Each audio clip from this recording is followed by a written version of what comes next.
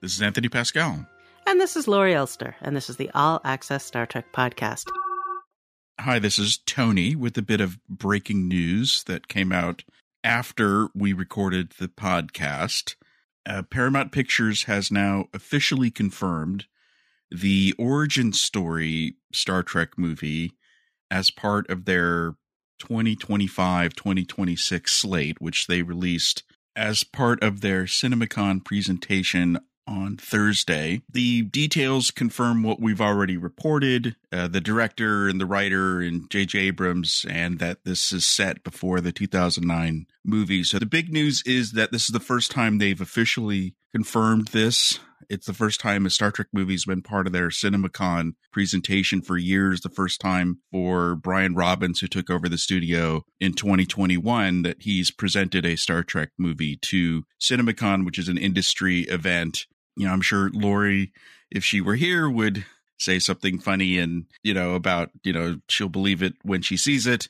And I think a lot of fans are feeling the same, but it is a milestone that they're serious about getting a Star Trek movie into theaters by the 60th anniversary. Anyway, now back to the originally recorded podcast. Today we are going to review Star Trek Discovery Episode 503, Jinaal. But first, we're going to go through the news, and we're going to start. I'm not going to make fun of this or groan about it. We need to start with business news, because things are heating up and getting kind of interesting, even to yokel like me. So last week we talked about how it's now looking more like Skydance. They're now in a exclusive discussion. But now there are issues galore with that. Right. Well, but first of all, has been this open question of what do they do with Paramount Plus. Some early speculation is it's not profitable. They just shut it down. But now it looks like they want to keep it, and they want to, quote, supercharge it with technology and improving the back end. It needs to be supercharged with technology. Yeah, which is fine, but also likely forming a joint venture with someone else. Names being thrown around, Amazon Prime, which I don't think makes sense for Amazon at least, but Max and especially Peacock makes sense. And so we're back to Mount Cock, basically. I know. That's so nice. There was some new market research just coincidentally showing that it would be more competitive. It would make more money. This is in Variety. Yeah, I think a joint venture is in their future, regardless if they sell to Skydance. And I've been saying this for a while. I mean, David Ellison and Shari Redstone must listen to this podcast, right? Oh, for sure. They're listening right now as we're recording it. Indeed. Well, then they really like what we have to talk about next. So last week I said the stock went up and then it was going down, and I said I'm not going to bore you with why. Now I'm going to bore you with why. Wait, can we do bigger picture before we go into stock prices? Okay. Just because I don't want to get in the weeds too quickly.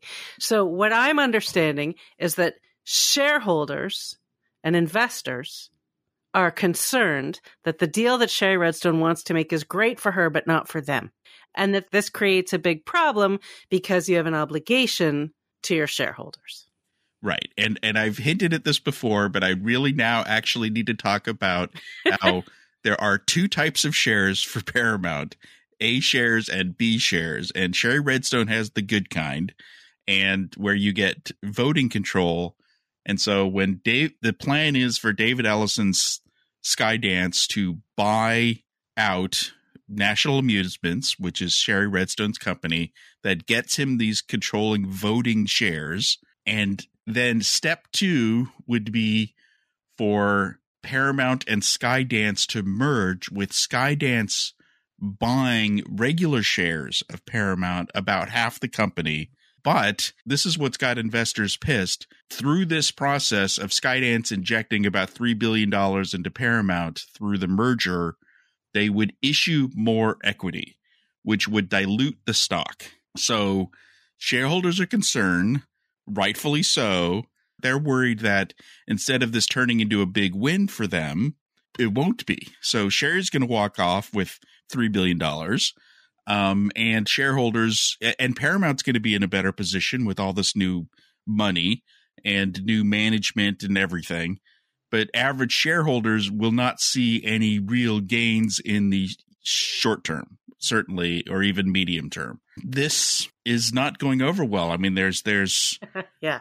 Big investors have been sending letters to the board. If you remember when Shari had Viacom and CBS remerge a few years ago, that resulted in a couple of major shareholder lawsuits, which ended up costing hundreds of millions of dollars in settlements. And I'm starting to think that Shari knows this is going to happen again, and she's just factoring that in. She's like, I don't want this to happen. And, and it'll cost more. It'll cost more, but I'm going to get my $3 billion. So the Skydance merger may not be as clean as people might want it. And the other side of this is like, because the Apollo deal was like just a good old fashioned cash offer. Here's, I forget, $26 billion or whatever it was. And that would have been a big win for your average shareholder. So the Paramount board and the committee in charge of looking at this deal needs to justify it to avoid the shareholder lawsuits. And then this week, half the members of that committee apparently are leaving. Now, this could be because they want to avoid conflict of interest because they're friends with Shari Redstone, but maybe not. So it's too early to tell. So, I guess this is another watch this space things, but I still think a deal is coming. I still think it's good for Paramount. I still think it's good for Paramount Plus and good for Star Trek. Which is, what we all care about in the end. Yeah, but it may not be good for your average Paramount shareholder. Right. I mean, the stock right now is at the lowest it's been since the pandemic. I think a lot of that is uncertainty. So they're going to need to reassure the market, reassure investors soon that what they're doing isn't going to screw them over. Although it might be. Although it very well might. But Shari's going to work out just fine, I think, is what's happening. Well, that's what Shari cares about. And you can't blame her for caring about herself. But David Ellison does not want to walk in and immediately face a shareholder revolt. I'm sure he doesn't want a deal that is seen as a shareholder screw over. Right. So I think that this is more people are reacting to what's in the Wall Street Journal and the board and Paramount have never said anything. They've yet to say a single word about this because the companies never do during these processes. So it's quite possible that in the end, it'll just be fine. And and there'll be a nice deal and it'll work out well for shareholders. What I like is that when I see these stories, I also see people on social saying, I can't wait to hear what Tony has to say about it. I'm looking forward to him explaining it. Well, but I wish I knew more. I wish I had all the answers here because what I'm saying is I don't know. Right. But nobody has all the answers. That's why you don't know. Yeah. So that's where we're on Deal Watch 2024. Right. I'm going to get into little weeds here, but because one of the bigger issues also with anything that happens is a regulatory issue. And I'm going to get a little political now, but the Biden administration and the FTC are not fans of mergers. And so I think doing a joint venture kind of skirts around that issue because they wouldn't be merging companies. They'd be forming a joint venture and that wouldn't fall under the same level of scrutiny. It's a little sneaky. Yes, because if you tried to combine Warner Brothers Discovery and Paramount Global as two giant entities or Comcast and Paramount Global, I have a feeling that the current administration just wouldn't let that happen. It's a sneaky way to get around that. Yeah. Big business. That's why I stay out of it. It's a creepy place to be. All right. Let's talk about fun Star Trek stuff. Like the Roddenberry Archive, which has just expanded. And they have virtual tours of Deep Space Nine, the Bridge of Discovery, a great mini documentary with Armin Shimmerman giving a tour through the promenade, new ship models, all kinds of cool stuff. Yeah, this is the thing. They've been working on this for years. It's on the web, but they always say it's temporary, like it was on the web and then they took it off.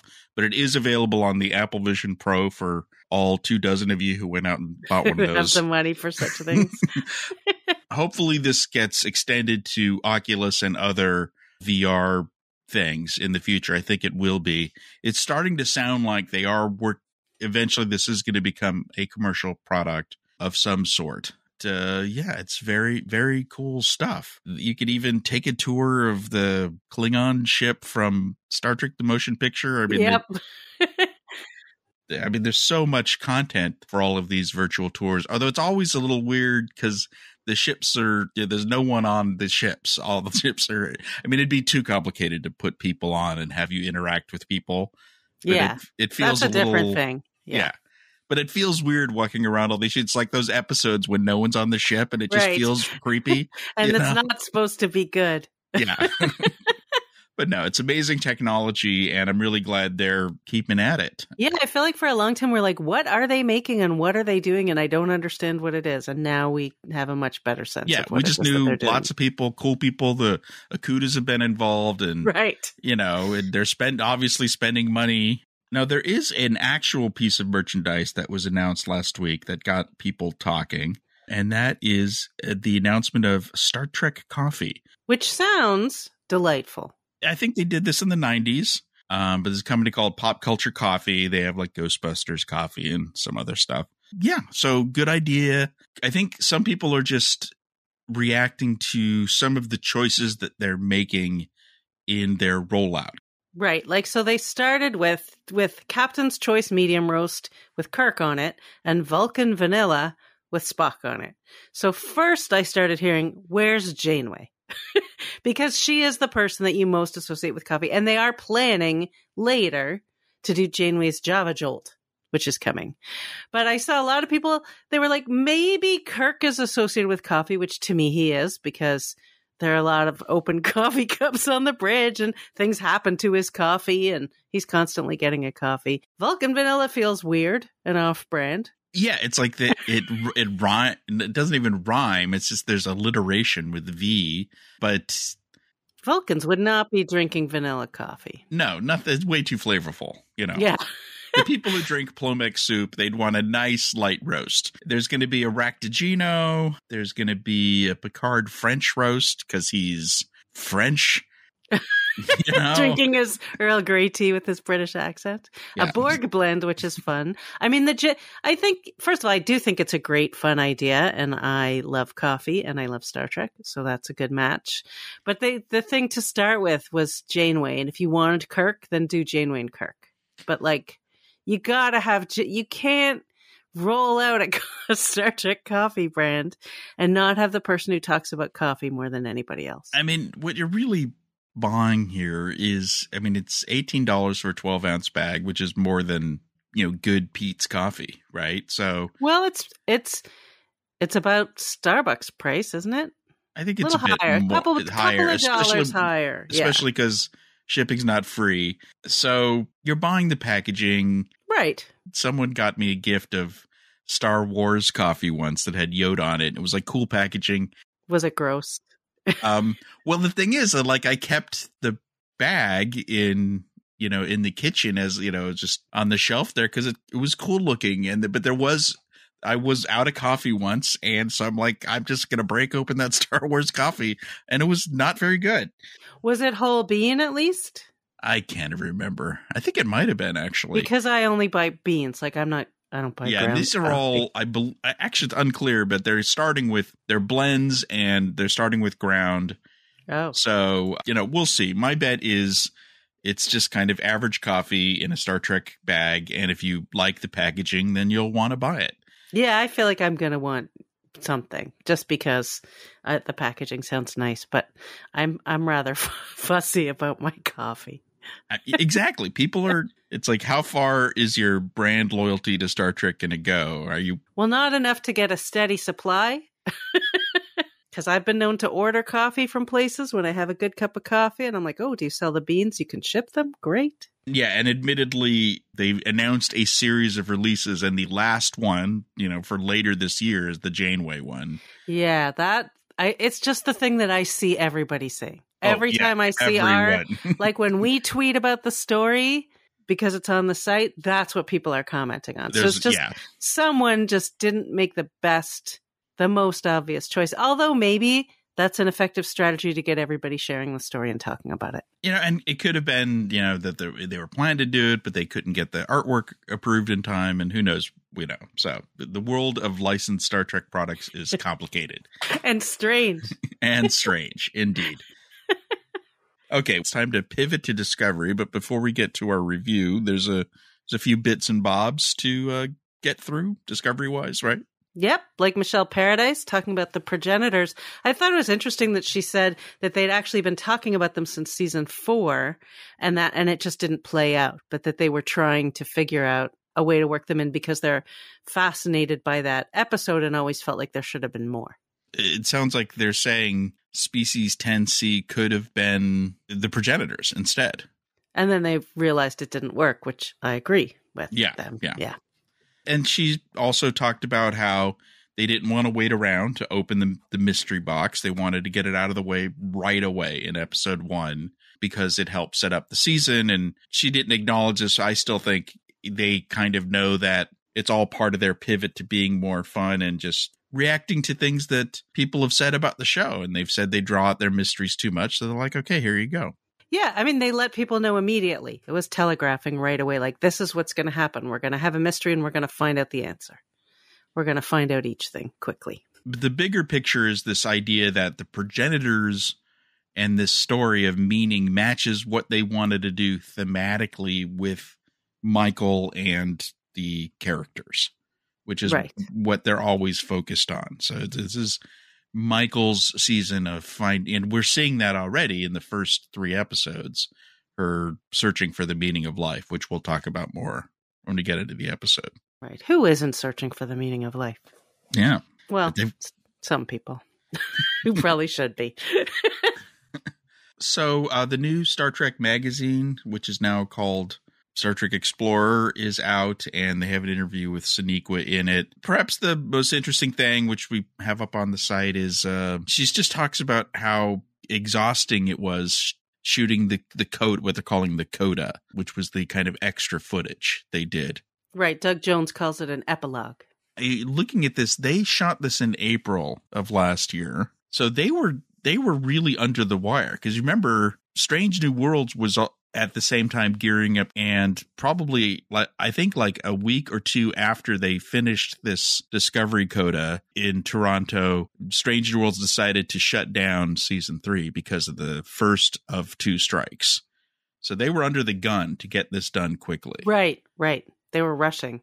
And she talks about that. She said she talks about being exhausted and delirious and disoriented, but also giddy and sad. So, and then of course she says that everybody cried together, which, I mean, I just think you would, like, people can make fun of that. But the truth is, when it's the last thing you're shooting for your show and you love your coworkers, you're going to cry together. Of course. I think that probably happens on sets of TV shows all the time. I mean, she added that they read letters and poems. That's new. So I wasn't expecting poetry. But anyway, I mean, I think it's all lovely. Like, it's such a nice group. And so it was a big deal that they rushed into this thing, knocked it out. She also said she confirmed that the final moment was a Michael scene. Makes sense. Which makes total sense. There's also, this isn't a Discovery thing. This is more an Academy thing, I guess. But they're tied together. Yeah. So Mary Wiseman, during the publicity tour, we've asked every actor that we've talked to on the red carpet, and you talked to, when you went to the premiere as well, about, do you want to appear in the Academy show? Now, unfortunately, we didn't get a chance to talk to Mary on the red carpet, but Cinema Blend did. Yeah. So whenever we talk to anyone about Academy, they're all like, oh, yeah, totally. But Mary had a totally different reaction when asked if she's going to be involved in the Academy show or was interested. Do you want to do the line reading? Do you want me to do it because I'm a woman and I have a woman's voice? I guess, yeah. Also because I love Mary. She said, I mean, I didn't listen to it, so I'm doing it just from reading it. I should probably have listened to it and practiced. But she said, man, don't try to get me. Don't you try to get me. We can be friends or we can be enemies. And then laughed. To me, that says she's one of the stars of the show. Yeah, she didn't answer the question. And she, the whole phrase, get me, she doesn't want to get in trouble. She's signed an NDA. when we talk to the other actors and they say, I don't know anything about the show, I believe them because it's still being written. But if you're a series regular, you've been booked. And Alex said recently they haven't cast the kids yet, but he indicated they had cast at least some of the adult roles, which this would be. And they've made it super clear in the first 3 episodes that she's not permanently on the Discovery. She's on loan. Yeah. Yep, she's on loan from the Academy. And, we've talked to Doug and different people, and you say, oh, would you like to be? And they go, oh, I would love to. That would be great. Oh, there's so many opportunities. So at last week's Star Trek Discovery premiere, where Wilson and Sonequa were on the black alert carpet, I asked Wilson Cruz about it. So here's the exchange we had. And then last question, because I know you got one quickie, Starfleet Academy show. Yeah, I've heard of it. Would you love to be on it? Do you see a role for yourself? Listen, I'll say this once and I'll say it again. My phone number is exactly the same. I have the same email. Alex and I are close. I am at his beck and call. I would love to revisit Culver, and if that opportunity arose, we would make that happen. So he wants the gig, obviously. Yes, but it doesn't sound like he knows, just like Doug and everyone else. He's ready to go, waiting for the phone call or the email. Yeah, he's so ready for it. He was just laughing. I mean, he was giddy that night anyway. He was in a really excellent mood. Lots of fun. They said it in the Discovery universe. They had choices. So, they're going to and she is teaching there and talks about how important it is and how this is the thing she was meant to do. So, yeah, she's in it. Of course she's in it. Yeah. All right. The last thing, if you watch through the entire season premiere on Paramount Plus, at least in the USA, we're hearing they didn't do this outside the USA, unfortunately, is that there was this season on Star Trek Discovery, and we did our usual, screen cap thing, which is on the site. Won't get into everything, but there's some interesting things in there. It seems more and more clear they're going to visit the mirror universe. Mm-hmm. You can see an Enterprise, which we think is the ISS Enterprise, but it's the Strange New World style. And there's another shot in the sickbay set, and you could see Michael and Book fighting 2 versions simultaneously of Maul and Locke. So 2 Mauls and 2 Locks. So it's the mirror universe, or something very much like it. Mm-hmm. And an Enterprise, and weird transformations. There's a lot of cool stuff in that preview. Yeah, just check out the full thing. Was there anything else in there that popped for you? Well, just like weird transformations, forehead things, and weird eyeball thing for Michael Burnham.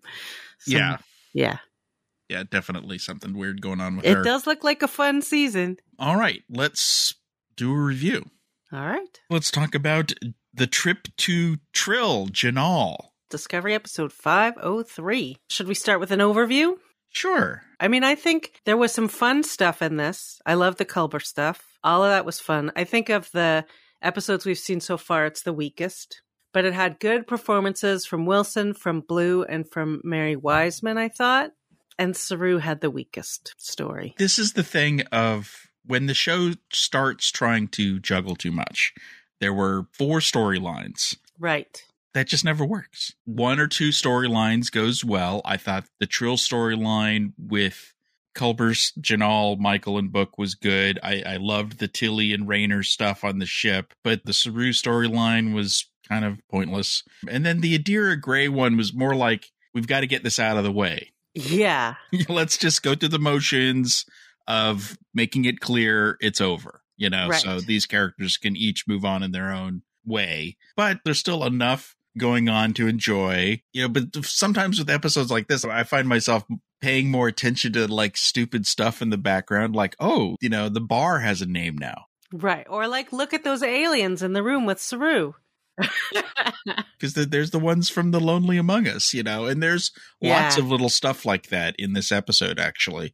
I think we've talked about this before, that season 5, I think they're embracing canon more. This episode had a lot of Trill lore, both going back to stuff from DS9. Mm-hmm. I mean, the whole premise is based on that one episode of DS9 where Jadzia shared her different hosts.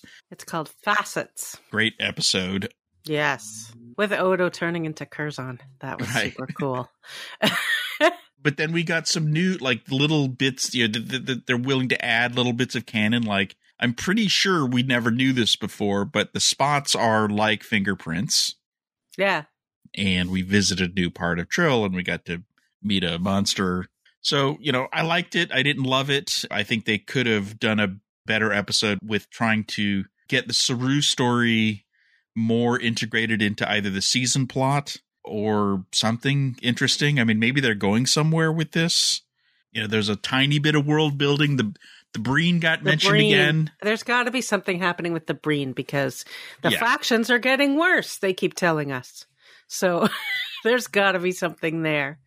But no, the Saru storyline, like, it also had low stakes. Like, it had no stakes. What are we going to do about our engagement announcement? I don't know. I don't care.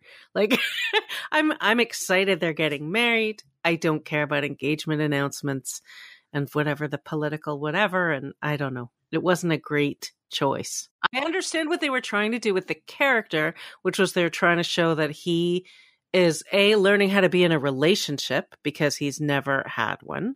And then he's learning what to do with his protective instinct.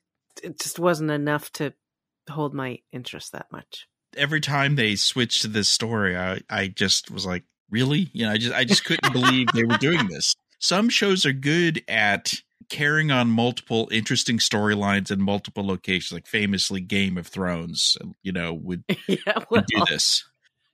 I am now pre-worried. We're going to get a lot of like, oh, let's cut to Saru and Tarina at HQ and get... Right. Decorating their quarters. Yeah. Right. Arguing over the font of the what color napkins should we have at the reception. I mean, it just back at HQs where we should be getting, that should be Star Trek West Wing stuff. Well, the stuff that was going on in that room that they just sort of glossed over could have been the interesting part of the story. You need a star base and we have resources and I'm trying to figure out. And that if that had been an actual difficult problem to solve and that was their focus, instead of the engagement announcement, that could have helped. Absolutely, absolutely. That being said, I thought both Tara Rosling and Doug Jones did their best with the material they were given. Yeah, totally. And there were a couple of good lines in there, too. There were moments.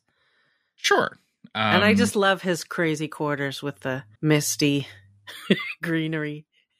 I don't see how things are going to work. I mean, Tarina's from Vulcan is famously hot and dry. I guess it's his office. The question is, what is their house going to be like? I know. I was wondering, like, how are they going to sleep in the same room? I don't know. It's going to be tough. They have some challenges ahead. I mean, I like how she's like, look, people get into fights. It happens. Very logical. Yeah. But the literal action is happening on Trill. Wilson Cruz really just knocks it out of the park. And I like how I guess Michael and Book really did have to do a lot of action. So they're not putting them in the background. No. But, Wilson got to really step up and play this other character, really. Yeah, he got to do something he hasn't gotten to do before on the show. And I thought he did a fantastic job, as I told him at the Discovery premiere the other night.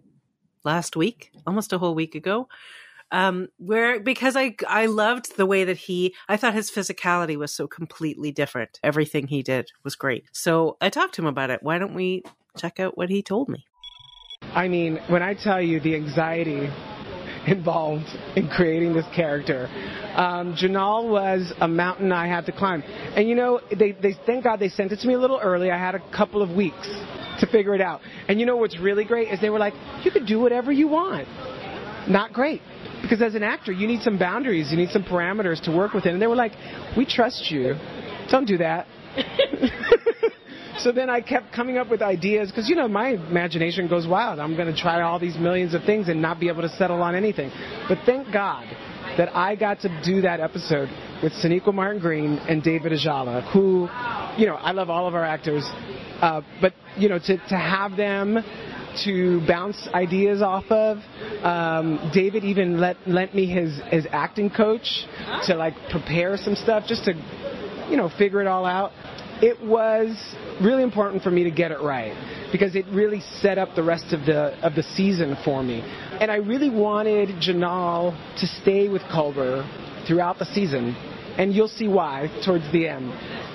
But you know that in some way he affected him even after it was all over. But it was so much fun. I cannot begin to tell you, to be that person who had been locked up right outside of the physical world for 400 years, I think it was that they said. I can't remember now completely. I think maybe more, 800. I can't remember. Don't quote me on that, mija. But you know what he's allowed to be in the physical world again. That there was such awe and reverence and play in him, right? Like, yes, he had a mission, but also like, oh my God, I'm in a body. I can feel myself. I can jump on things. I can enjoy the physical world again. And there's a bit of childlike energy in that I played with. But, and you know, he's a little bit of a menace too, which I enjoyed. It was so much fun. So that's quite intriguing what he said, especially about how it's going to affect him, because we saw this at the end of the episode when they're at the bar, him and Michael having the drink, and you could tell he doesn't know how to process what just happened. And he brought up his grandmother again. The grandmother, they keep on mentioning the grandmother. I feel like she's going to show up at some point. Something I was thinking about is they're mentioning God and religion a lot this season for obvious reasons, because they're kind of in search of this godlike power. Remember how season 2 was going to be all about religion versus science, basically? But then it wasn't. They never really paid that off. I feel like they're trying to squeeze that in.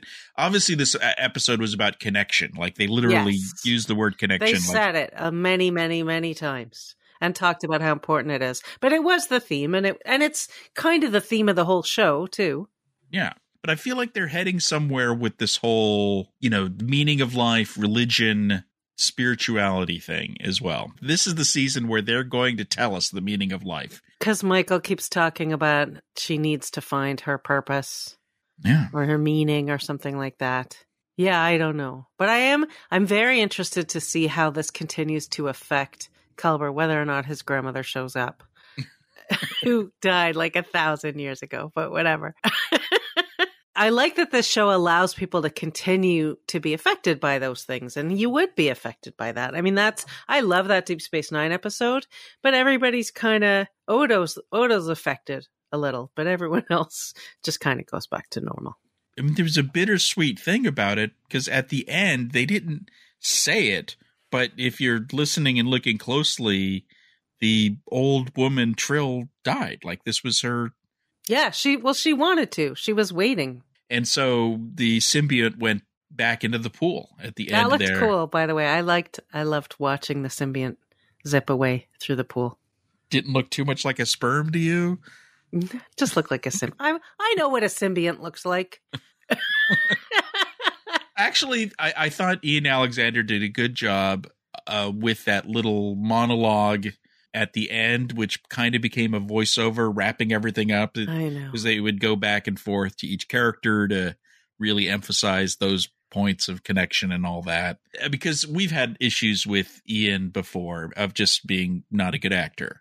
Actually, in this episode, they were fine. Yep. And actually, Blue DeBario did a good job. I thought a great job. Like, really playing that awkwardness, that stumbliness of not knowing what you're supposed to say. And then the relief when someone says something and then you can show how you feel, but you're still scared. Like, I think there's a complexity there that I enjoyed very much. But I just think it was too much. Like, there was too much of those scenes were not the ones, especially because we have this other stuff that's going on that's so interesting.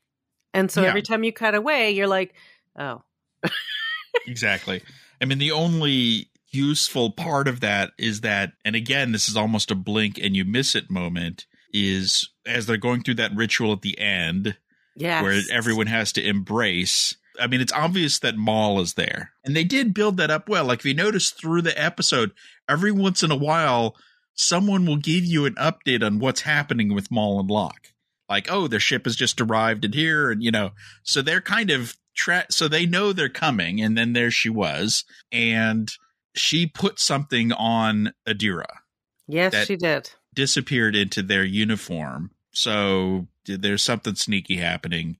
Getting back to Wilson, I still feel like he put in the best performance of the episode because his voice was different. His gait was different. Yes. Just everything about him was different. He decided who this person was and played that person. It was so impressive. It's such a great Star Trek trope. I feel like almost everybody's had somebody else inhabit their body for one purpose or another. Being possessed by someone is, Shatner, and everyone's had a chance either to be possessed by or play because Wilson never got to play the evil version of Culber.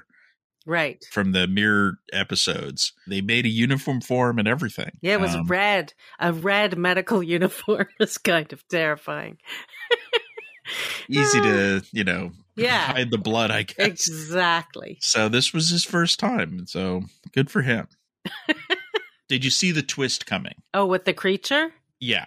Yeah. I mean, I knew I knew there was something that they were supposed to be nice to it.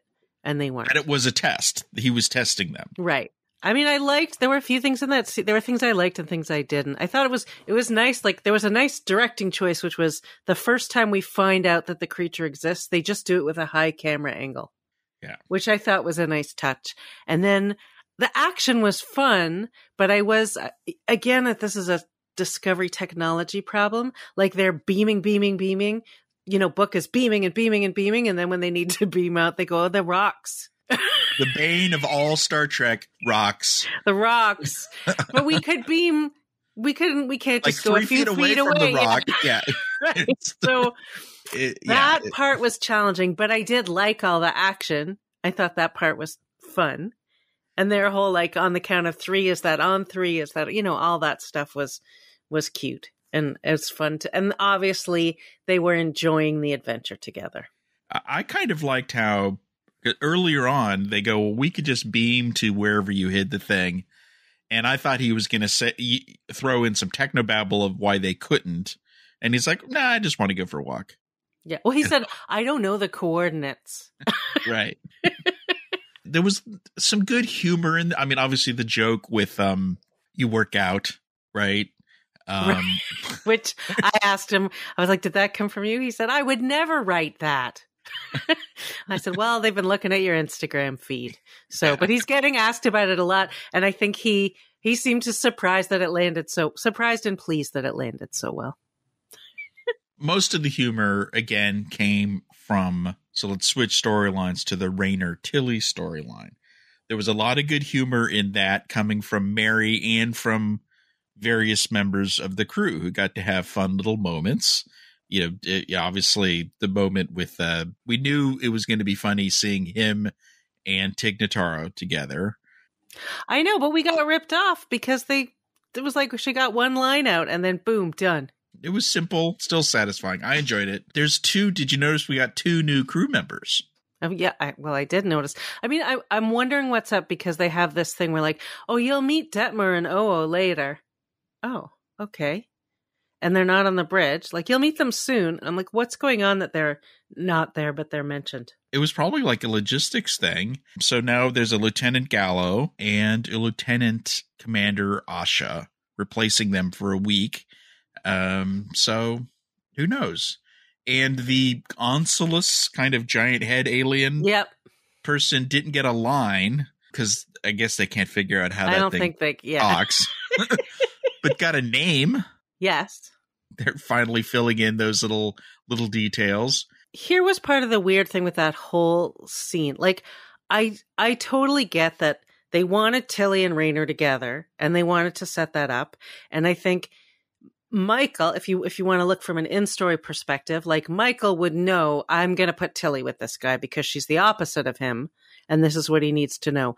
But I almost wanted a scene where Michael told Tilly that or something, because Tilly's on loan as a science advisor and she's spending all day doing HR as Rayner's assistant.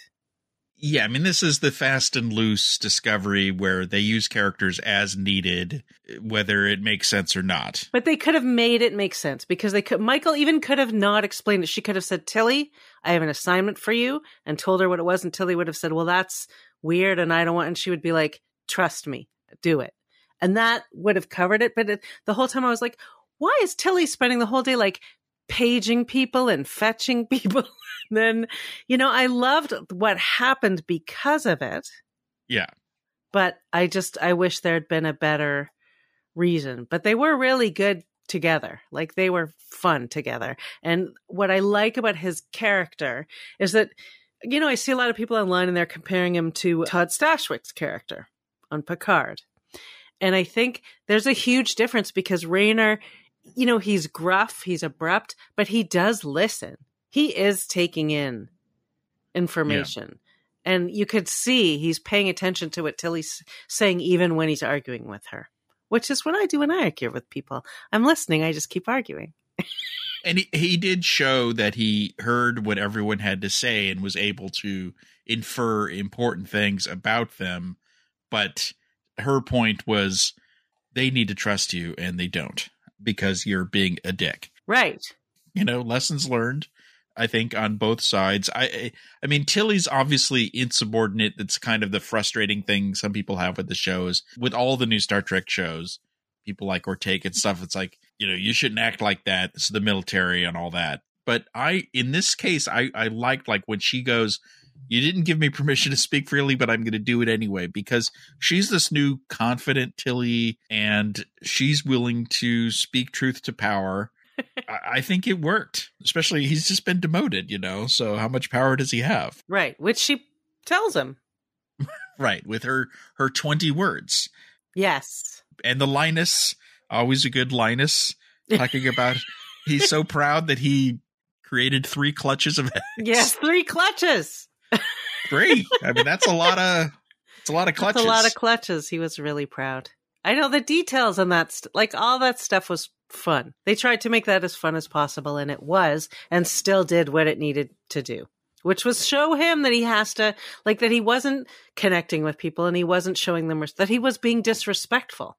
Yeah, I mean, Rayner's obviously on, and here's another word they used a lot in this and previous episode, a journey. Everyone here is on a journey. Right, sure. We can see where things are going. I am worried that Rayner's going to not make it this season. I mean, it's kind of like Todd Stashwick, where no one thought he'd make it. Well, no one thought he'd make it past the 2nd episode. So he did, and everyone was convinced he was going to live, and then boom. Yeah.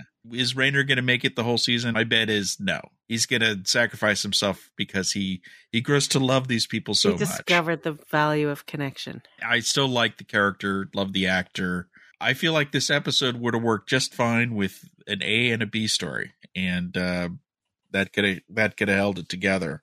And the Adira Gray thing could have been much quicker. We did get a little plot stuff. It was all kind of data dumped all at once, wrapped into the the Jinaal story. Now we kind of know what's going on. Because it is kind of weird, you have to look for clues, and why would anyone do that? And it's basically a test. Yeah. Just like he did with the monster. It's all a test because they don't trust people with this power. We also importantly heard Stamets talking about the benefits of it, because there's a point at which I started to think they should just they should make sure nobody finds this. A big question is, will they hand the power of the gods to the crew of the Star Trek Discovery, where they could decide who gets to live and die and they could create their own races? I just don't see that happening. Yeah, it's... Their technology is magical enough in the 32nd century. I think one of these characters, it's going to be like... V'ger. Yeah, someone's going to get the power, but they're going to go off and become a god, and maybe they'll help once in a while, but Starfleet is not going to get the god technology, nor the Breen. Nobody should get that technology. When Stamets came in, super excited that he worked out what was on the pad, and there was something clever here, like Reno talking about the half-life of relationships had him figure out the half-life of things with, sure. He was basically describing a giant version of the Genesis device. Like everything that he was saying was right. the same kind of thing. And I could almost hear Cruz through Rayner saying everything you just said is dangerous. Whereas he's the Carol Marcus, oh, isn't this great? Not seeing the danger of it all. Right. And because I hope this is going to be his story because he needs something to do. So it'll be interesting if he gets particularly obsessed with it. He certainly is focused on it to the point that he didn't notice what was going on with Adira at all. He's like, say hi to Gray or whatever. Like that. So is he the one that joins with the technology? Is he the Will Decker? Oh, God. Let's hope not. But then what happens to Culber? Do they have to break up because he becomes a god? It's kind of hard when your boyfriend's a god. Yeah, just ask Carolyn Palamas. With a giant green hand and everything. But we could see these big issues for the season without, there wasn't a lot of plot. I mean, there's very little Maul and Locke that get talked about. Well, we know Maul was locked up by the Emerald Chain, right? And that she joined the Courier Guild at 17. Like, that was some new information that I think was important to know and sort of world building in a way. The thing with Locke that we haven't talked about was from the first episode when he takes off his helmet and there's something.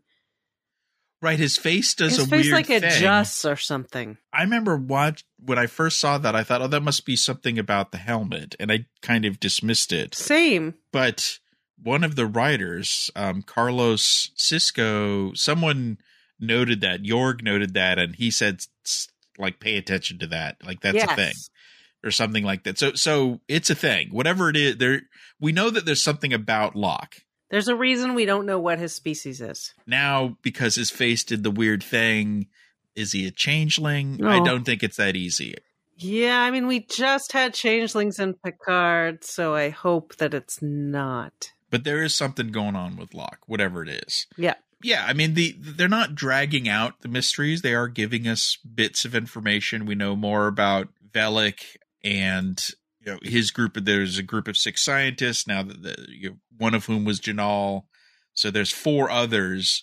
I have a feeling, and then one of them died. But I have a feeling we may learn more about those 4. But Jinaal said I think so too.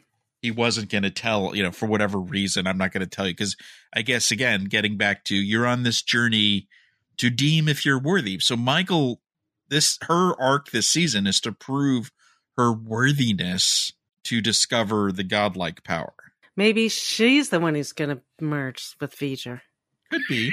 I mean, that would be very Discovery that she. But the thing is, they weren't planning on the season ending when the series ending. If they knew this for the last season, yes, she would have ascended into heaven at the end and seen the great koala. But they didn't know that. So if someone does, become a god, it would have been someone else.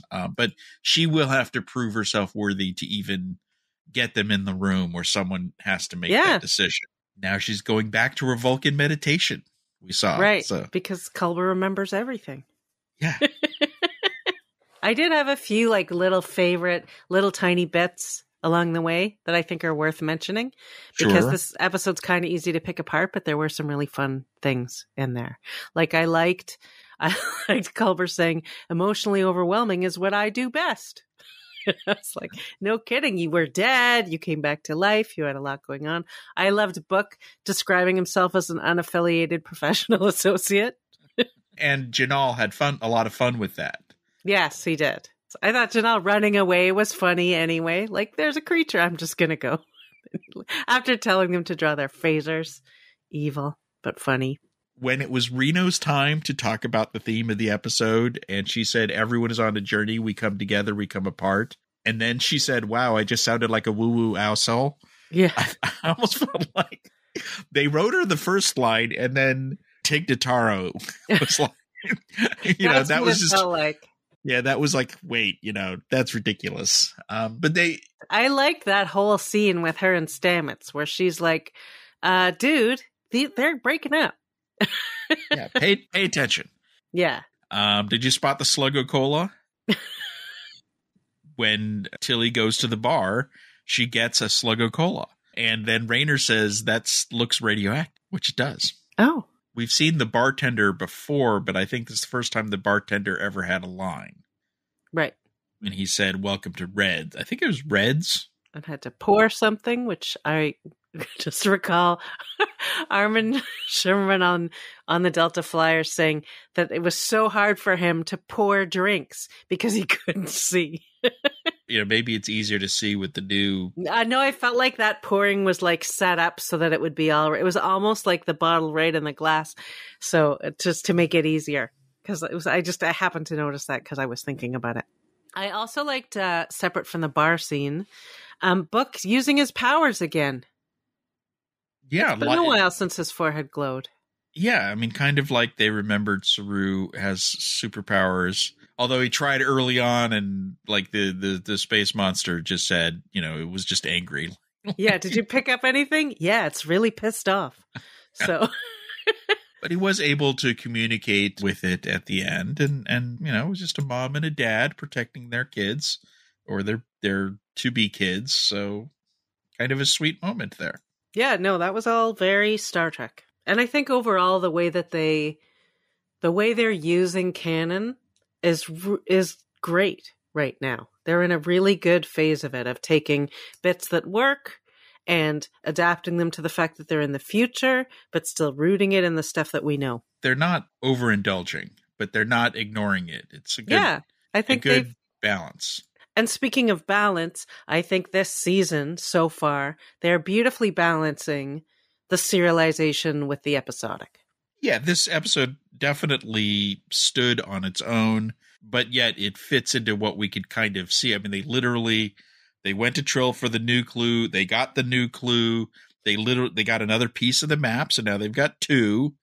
So, presumably there was a bit of name dropping at the end. Michael mentions Zenkethi, which is a race we've never seen, but they have to go to Zenkethi's space for the next clue. Right, after they get through the red tape. The big question is, are we going to see Zenkethi? Because in the comic books, they are space dinosaurs, like ferocious space dinosaurs. I mean, maybe the clue is just in their space. My bet is we'll never see him. Right. But it would be kind of cool if we did, because that would be their first canon appearance. So this structure is working. This clue, yes. Look for a clue, find a clue, move on to the next clue. But then they planted this thing at the very end that reminds us, like, oh, we're going to pick up right where we left off when Maul plants the thing on Adira. Z was like, don't worry, Trill security, we got it covered. Obviously not. Yeah, well, it's just a bunch of Guardians. I was also thinking, like, why would you want to be a Guardian? It doesn't look that fun. Trill Society, I mean, this gets if you look at everything, the rituals and stuff, they kind of worship the symbionts in a way. It's very ritualistic. It's very monk-like with their existence. So exactly what I'm saying. Not fun. It's a good point, though, of the symbiont survived, the Jix symbiont, which would be like 900 years old at this point. The question is, wasn't the Jix symbiote ready to let go? I think it was. I think it was too. I think but it survived because you could see it wriggle away. It swam away, but maybe it was going to a special, I don't know, Trill death place. Could be. The old lady, definitely, that was it for her. Yeah, she was tired, man. Yeah. She'd had it. I don't think I've got anything else. Season is still working for me, even if we had issues with this episode. The pivot has worked. It's more fun. It's better balanced, better action. Totally agree. All right, so that's it for Star Trek Discovery. Why don't we do our bits of the week? Tony, what's yours? Mine is something that is from a couple weeks ago when the Ghostbusters movie, The Frozen Empire, was doing their publicity tour. Ernie Hudson was talking to IO9 and somehow got onto the subject that he auditioned for the role of Sisko in Deep Space Nine. He even said, and I'm not sure I believe this, he said later one of the producers said they wish they hired him, which seems like I don't know. Who knows who said it and exactly what they said. And it just, that seems kind of odd. But didn't he also say something about how he was supposed to do it sexier? Right. So they did a callback with him, and they said they wanted it sexier, and he tried a thing, and apparently it didn't work. And that's why he didn't get the job. So there you go. A little, almost, just add to the list. Peter Capaldi auditioned for Sisko. Interesting list of people auditioned for Sisko. I have to say, they ended up with the best one. Oh, yeah. I love Ernie Hudson. I think he's great. But Avery Brooks just brought something magnificent to that role. Yeah, no notes. What's your bit of the week? Mine is an episode. There's a podcast called Trek Untold, which I was unfamiliar with, hosted by a guy named Matthew Kaplowitz. I don't know how to say his name. I apologize, Matthew. Anyway, there was an episode called The Life and Legacy of Leonard Nimoy, and it was with my pal Bonnie Moss, who I know actually through social and stuff, but she's reached out to me a bunch. We talk a lot. She had a friendship with Leonard Nimoy, and the conversation they have is all about, well, first of all, how she got to know Leonard over the years and all the encounters she had with him, which I find fascinating. And also the early days of fandom. This was before the internet. So if you were making a fanzine, it sounds like you'd do your pages and then you'd send the whole thing to the next person. And then they do their pages and send it to the next person. It's just a wonderful discussion of what things used to be like, how she forged her friendship with him. And a lot of it is, and I know this about her, she's a very thoughtful gift giver. She has given me some very lovely and unique Star Trek gifts. And she used to collect stuff, and she would call the paper and go, can I have the proofs of those photos? It's really just a different era. So I thought it was a fascinating episode. She's a lovely person. The stories were great. She was involved in early fandom, which is fascinating. And then I also listened to it, just had another episode with Clint Howard, which was fantastic. So, and he's had a lot of people from, writers and actors from all eras of Star Trek. So it's a good podcast, but I especially recommend the episode with Bonnie. And she's a great follow on social. She's got so many great photos with Leonard and all that. And he photographed her. That's one of the stories she tells. If you are a fan of his, it's well worth listening to. And she's a delightful person. Amazing. Yeah. All right. So that's it. We'll be back next week with a review of episode 4 and just a little preview. I think we both love it. Yeah. I really loved it. See you then. See you then.